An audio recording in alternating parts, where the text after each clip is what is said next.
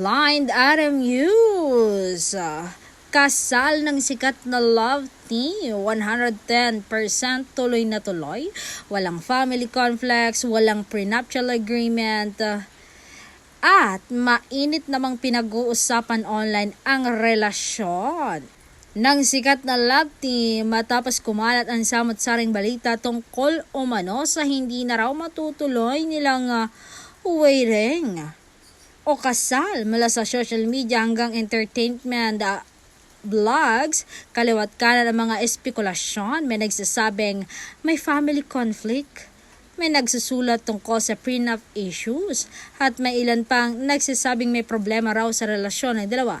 Pero ayon sa mga taong malapit sa magkasintahan o sikat na love team, ay malinaw, walang katotohanan ang lahat ng ito. Sa very close friends ng groom-to-be, tuloy na tuloy ang pinapangarap na wedding ng couple na napakagandang ceremony at maayos na ang relasyon nila ng kanyang nobya.